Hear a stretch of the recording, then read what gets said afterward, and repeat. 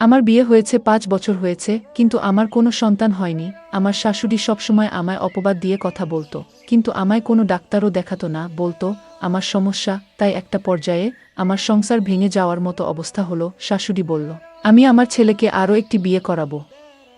আমি এই কথা শুনে কিছুতেই সহ্য করতে পারছিলাম না, আর তাই বাধ্য হয়ে আমি ডাক্তারের কাছে গেলাম। ডাক্তার বলল, তোমার বাচ্চা হবে, কিন্তু আমার কিছু পরামর্শ মানতে হবে। আমি বললাম, ঠিক আছে, আপনি যা বলবেন তাই হবে। ডাক্তার বলল, আমি তোমায় এমন চিকিৎসা দিব যা কাউকে বলা যাবে না। আমিও রাজি হলাম। কিন্তু ডাক্তার সাহেব, চিকিৎসার নামে একদিন রাতে আমার সাথে যা করেছিল তা কোনো মেয়ের পক্ষে মেনে নেওয়া সম্ভব ছিল না। তাহলে আসল ঘটনাটি খুলে বলি। আমার নাম ডাক্তার অজয় কুমার। আমি একজন গাইনি বিশেষজ্ঞ ডাক্তার, অর্থাৎ যে সমস্ত মহিলাদের বাচ্চা কাচ্চা হয় না বা গর্ভজনিত সমস্যা, এই চিকিৎসাগুলো আমি দিয়ে থাকি। তাই হাসপাতালে সবসময় সিরিয়ালে আমার গর্ভবতী মহিলা বা যাদের বাচ্চা ধারণ ক্ষমতা নেই, এ ধরনের মহিলাদের সিরিয়াল সবসময় লেগেই থাকে। আর তোমাদেরকে বলে রাখা ভালো, আমি দেখতে বেশ হ্যান্ডসাম। আমার উচ্চতা সরাসরি ৬ ফিট এবং দেখতে অনেকটা একটা ফর্সা। তো যাই হোক বন্ধুরা, আমার কাছে একদিন হঠাৎ করে একটি মেয়ে চিকিৎসা নিতে আসলো। তার সমস্যা হচ্ছে প্রায় ৫ বছর যাবত বিয়ে হয়েছে, কিন্তু বাচ্চা কাচ্চা হচ্ছে না। আর যেহেতু আমি একজন গাইনি বিশেষজ্ঞ এবং আমার এলাকার মধ্যে অনেক নামকরা, তাই মেয়েটি আমার কাছে আসলো এবং সমস্ত কিছু খুলে বলল। তখন আমি তাকে বিভিন্ন রকমের টেস্ট দিলাম এবং পরীক্ষা করে দেখলাম যে তার বাচ্চা ধরার ক্ষমতা সবকিছু ঠিকঠাক আছে, তারপরেও তার বাচ্চা হচ্ছে না। তাহলে কি কারণ হতে পারে? আমি চিন্তা করতে লাগলাম। অবশেষে আমি বুঝতে পারলাম এটা তার স্বামীর সমস্যাজনিত কারণ ছাড়া আর কিছু না। তাই আমি তাকে আমার পার্সোনাল চেম্বারে ডেকে পাঠালাম এবং তাকে জিজ্ঞাসা করলাম, তোমার পারিবারিক পরিস্থিতি এখন কেমন? মানে, যেহেতু তোমার বাচ্চা হচ্ছে না, এজন্য তোমার শ্বশুর বাড়ির লোকজন তোমার সাথে কেমন ব্যবহার করছে? তখন সেই মেয়েটি অনেক কান্নাকাটি করল আমার কাছে এবং সমস্ত কিছু খুলে বলল যে শ্বশুর বাড়ির শ্বশুর শাশুড়ি থেকে শুরু করে বাড়ির সমস্ত লোক, এমনকি এখন নিজের স্বামী ও তার সাথে ভালো ব্যবহার করে না এবং ভালো চোখে দেখতে পায় না, কারণ তার বাচ্চা হচ্ছে না। অর্থাৎ তার সমস্ত দুর্বল পয়েন্টগুলো আমি শুনে নিলাম। আর তারপর পরে তাকে আমি একটা অফার করলাম যে আমি তোমাকে যে কোনো চিকিৎসার মাধ্যমে বাচ্চা দিতে পারি, তবে একটি শর্ত আছে। সেটা হচ্ছে আমি তোমাকে যে সমস্ত চিকিৎসার কথা বল সবগুলো মেনে নিতে হবে। কোনোরকম উপহার বা আপত্তি করা যাবে না, তাহলেই তোমার বাচ্চা হবে। এই কথা শোনার পর মেয়েটি অনেক খুশি হলো এবং বলল, স্যার, আপনি যা বলবেন আমি তাই মেনে নেব। তবুও আমার একটি বাচ্চা দরকার, কারণ বাচ্চা ছাড়া আমি আমার শ্বশুর বাড়িতে একদম অসহায় এবং আমরা অনেক গরিব ফ্যামিলির লোক। যদি তারা আমাকে ছেড়ে দেয় তাহলে আমার বাবা অনেক বিপদে পড়ে যাবে। তাই আপনি যেভাবেই হোক আমাকে এই সমস্যা থেকে উদ্ধার করেন। যখন মেয়েটি এই কথাগুলো বলল, আমি ভাবলাম এখন আমি তাকে যা বলি তাই মানবে। আমি বললাম, দেখো, তুমি কিছু মনে করো না, আসলে তোমার মধ্যে কোনো সমস্যা আমি দেখতে পাইনি। মেইন সমস্যা তোমার স্বামীর মধ্যে হতে পারে, কিন্তু তুমি যদি এই কথা তোমার স্বামীকে গিয়ে বল, তোমার স্বামী কখনো বিশ্বাস করবে না এবং তোমাকে উল্টো বকাবকি করবে এবং তালাক দিয়ে দিবে, কারণ তোমার সবকিছু ঠিকঠাক আছে। এই কথা শোনার পর মেয়েটি প্রথমে একটু ধুম ধরে চিন্তা করল, তারপর বলল, আচ্ছা স্যার, ঠিক আছে, আপনি যে চিকিৎসা দিবেন সেই চিকিৎসা আমি মেনে নিব, কিন্তু আমার বাচ্চা অবশ্যই চাই। আমি বললাম, আমি তোমাকে যে চিকিৎসাটা করব সেটা কাউকে বলা যাবে না। মেয়েটি বলল, ঠিক আছে স্যার, আমি কাউকে বলবো না। আমি বললাম, আমি তোমাকে চিকিৎসা দেওয়ার পর যদি তোমার বাচ্চা না হয়, যদি বাচ্চা না হয় তাহলে আমি বুঝব। ডাক্তারের কথা শুনে আমি অনেক আস্থা পেলাম। কত ডাক্তার, কবিরাজ দেখিয়েছি, তাও সন্তান হলো না, আর আপনার চিকিৎসার মাধ্যমে আমি মা হতে পারবো, এটা ভেবে আমার অনেক খুশি মনে হলো। তারপর আমার সঙ্গে বোঝাপড়া করবে। তাহলে তুমি যদি রাজি থাকো, দেরি না করে আমি তোমার চিকিৎসা শুরু করে দিতে পারি। তখন মেয়েটি বলল যে স্যার, আপনি এখনই করতে পারেন চিকিৎসা। আমি বললাম, আমি তোমাকে যে চিকিৎসা করব সেটা এখানে সম্ভব না। তাহলে কোথায় সম্ভব? আপনার যেখানে সম্ভব সেখানেই আমার চিকিৎসা করুন স্যার। স্যার, চিকিৎসার খরচ সম্পর্কে আপনার চিন্তা করতে হবে না। আমার বাবার বাড়ি থেকে দেওয়া গয়নাগুলো আমি বিক্রি করে দেব। ডাক্তার বলল, আরে, আমি তোমার চিকিৎসা করব, এটাতে তোমার খরচ তেমন হবে না। খরচ হবে না বললেই চলে। আমি বললাম, ডাক্তার সাহেব, আপনি অনেক দয়ালু মানুষ, আপনার কথা শুনে আমার অনেক ভালো লাগছে। ডাক্তার সাহেব বলল, ঠিক আছে, আমি তোমাকে যেদিন আসতে বলবো সেই দিন তুমি আসবে। আর হ্যাঁ, আমার এই চেম্বারে চিকিৎসা করা যাবে না, তুমি আমার বাসার চেম্বারে আসতে হবে। আমি ডাক্তারের কথা শুনে বললাম, ঠিক আছে স্যার, আপনি যেখানে বলবেন আমি সেই জায়গায় গিয়ে চিকিৎসা নিব।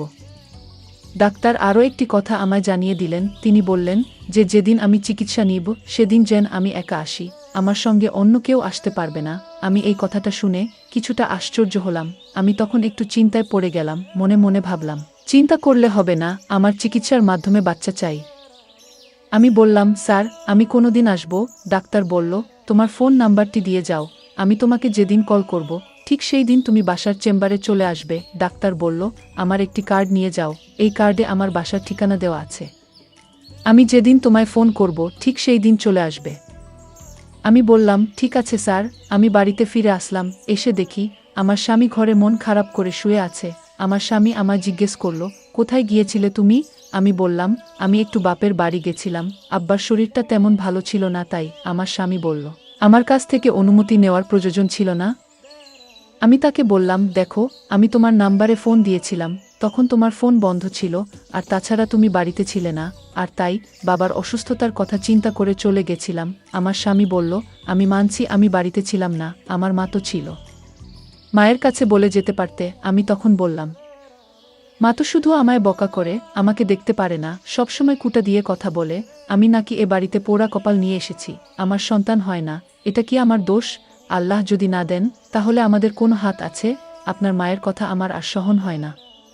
আমি কত অপমান সহ্য করে তোমার বাড়িতে আছি, আমি এতে কিছু মনে করি না। আমি আম্মার কথায় কিছু মনে করি না, আমি ভাবি যে এরকম সবার বেলায় হতে পারে। আমার স্বামী বলল, তাই বলে কি আমার মায়ের কাছে বলে যাবে না? আমি বললাম, ঠিক আছে, এইবার আমার ভুল হয়ে গেছে, আমি এখন থেকে কোথাও গেলে আমি আপনাকে না পেলে মাকে বলে যাব। আমি জানি এখন আমার স্বামীর কাছে ভুল স্বীকার না করলে সে সারাক্ষণ বকবক করবে, এর চাইতে ভুল স্বীকার করলেই তার কাছে আমি ভালো, আর তার কাছে ভালো থাকার জন্য আমি মাথাটা নিচু করে দিলাম। আমার স্বামী তখন আমায় আদেশ করে বলল, আর কোনোদিন তার অনুমতি ছাড়া যেন বাড়ির বাহিরে না যাই। আমি বললাম, ঠিক আছে, আমি আপনার অনুমতি ছাড়া বাড়ির বাহিরে যাব না। এরপর দিন ডাক্তার সাহেব রাত ৮টার দিকে আমায় ফোন দিল আর বলল, তুমি আজ আমার বাসার চেম্বারে আসো, আজ তুমি আমার সাথে দেখা করো, আজ তোমাকে সঠিক চিকিৎসা দিব। আমি বললাম, ডাক্তার সাহেব এখন তো রাত হয়ে গেছে, দিনে আসলে হয় না? ডাক্তার সাহেব তখন আমায় ধমক দিয়ে বলল, তুমি কি আমারে অন্যদের মতো মনে করো? আমি একজন ডাক্তার, আমি সারাদিন বিজি থাকি, আমার প্রতিদিন হাজার হাজার রোগী দেখতে হয়, কিন্তু তোমার রোগটা একটু ভিন্ন, তাই তোমাকে আমার বাসার চেম্বারে আসতে বললাম। তুমি মনে করছো আমি দিনে ফ্রি থাকি? আমার রাতে ছাড়া আর সময় নাই, যদি চিকিৎসা নিতে চাও তাহলে আজ চলে এসো, আমার মতো এরকম ডাক্তার আর পাবে না। আমি ডাক্তারকে বললাম, ডাক্তার সাহেব আমি আসছি। এখন আমি চিন্তা করতে লাগলাম বাড়ি থেকে কিভাবে বের হব, কারণ আমি যদি রাতে ঘর থেকে বের হই তাহলে আমার স্বামী আমাকে সন্দেহ করবে, আর তাই আমি এখন কি বলে ঘর থেকে বের হই? মাত্র 2 দিন আগে আমি আমার স্বামীর সাথে মিথ্যা কথা বলে ঘর থেকে বের হলাম, আজ যদি জানতে পারে আমি আবার না বলে ঘর থেকে বাহিরে গেছি তাহলে আমার সমস্যা হবে। আমি এক মহাচিন্তায় পড়ে গেলাম। অন্যদিকে ডাক্তার আমার জন্য অপেক্ষায় আছে, আমি এখন কি করব? আমি সিদ্ধান্ত নিলাম, আমার আজ যে করে হোক আমার ডাক্তারের কাছে যেতে হবে আর চিকিৎসাটা নিতে হবে। আমি আমার শাশুড়ি মাকে মিথ্যা বললাম, মা আমি কিছুক্ষণের জন্য আমার বাপের বাড়ি যাব, আমার বাবা খুব অসুস্থ, আমার এখনই চলে যেতে হবে। আমার স্বামী ঘরে ছিল না, আমি আমার স্বামীকে ফোন দিয়ে বললাম আমার এখন বাপের বাড়ি যেতে হবে, কারণ আমার বাবা খুব অসুস্থ। আমার স্বামী বলল, ঠিক আছে চলে যাও। আমি তাড়াতাড়ি বোকরা পরে আমি রেডি হয়ে বাড়ি থেকে রওনা দিলাম। আমার শাশুড়ি মা আমার কথার কোনো উত্তর দিল না। আমি কোনো কিছু চিন্তা না করে ডাক্তারের বাড়ি উদ্দেশ্য করে রওনা দিলাম। এই মুহূর্তে ডাক্তার সাহেবের ফোন আসলো। আমি ফোনটা রিসিভ করতেই ডাক্তার বলল, তুমি আসবে আজ, যদি না আসো আমি আর কোনোদিন তোমার চিকিৎসা দিতে পারবো না, আমিও দিব না। আমি ডাক্তার সাহেবকে বললাম, আমি রাস্তায় আছি, আমি আসতেছি, আপনি কিছুক্ষণ ওয়েট করেন, আমি আসতেছি। ডাক্তার বলল, ঠিক আছে। ডাক্তার সাহেব তখন চিন্তায় পড়ে গেলেন। ডাক্তার সাহেব বললেন, আজ আমি আমার স্ত্রীকে বলবো আমার একজন জটিল রোগী আমার সাথে দেখা করতে আসছে, আর তাই আমার চিকিৎসা দিতে হবে। আমার স্ত্রী জিজ্ঞেস করল, মেয়ে না ছেলে? আমি বললাম, মেয়ে। আমি মনে মনে সিদ্ধান্ত নিলাম আজ ডাক্তারের আসল রহস্য জানতে পারবো। আমার স্ত্রী বলল, তাহলে তুমি তাকে চিকিৎসা কি বাসায় করবে? আমি বললাম, ওনার একটু জটিল সমস্যা, তাই আজ চেম্বারে আসতে পারেনি তো, আর তাই এখন বাসায় আসছে। ঠিক আছে, তোমার রোগীর চিকিৎসা করো। এর আগে আরও 5 জন মেয়ে তোমার বাসায় আসছে চিকিৎসার জন্য। আমি বুঝলাম না রাতে আসে কেন, আমি আজ দেখব। আমার স্বামী কি চিকিৎসা দেয়। আমি আমার স্বামীর উদ্দেশ্য জানার জন্য আমি আগে থেকেই ওনার পার্সোনাল রুমে লুকিয়ে পড়ি। মেয়েটি তখন রুমে এসে হাজির। ডাক্তার সাহেব বলল, তোমার জন্য আমি অনেকক্ষণ ধরে অপেক্ষা করছি।